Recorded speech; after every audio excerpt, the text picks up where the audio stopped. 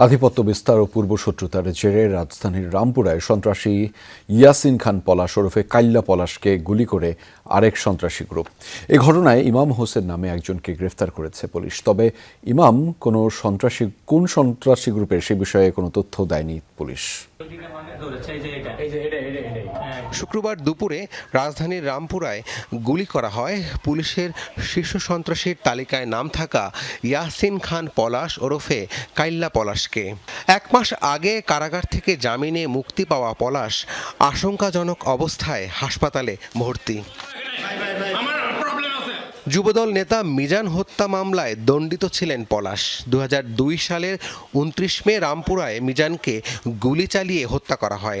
এ মামলায় তাকে মৃত্যুদণ্ড দেন বিচারিক আদালত। পরে উচ্চ আদালত তার সাজা কমিয়ে যাবজ্জীবন কারাদণ্ড দেন। পুলিশ জানায় পূর্বশত্রুতা ও আধিপত্য বিস্তারের জেরে গুলি করা হয় কাইল্লা পলাশকে।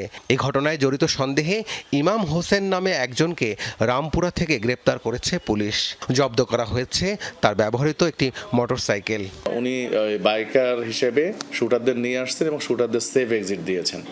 তো এই কাজটি উনি করেছেন এবং তার ভাষ্য মতে এবং তার দেখানো মতে আমরা পরবর্তীতে এই মোটরসাইকেল যেটি ইউজ হয়েছে সেটি আমরা উদ্ধার করেছি এবং সেটি জব্দ করেছি এবং তাকে জিজ্ঞাসাবাদে আমরা বেশ কিছু ক্লু পেয়েছি এবং সেই ক্লুগুলো নিয়ে এবং বেশ কিছু নাম পেয়েছি, সেই নামগুলো নিয়ে আমরা কাজ করে যাচ্ছি।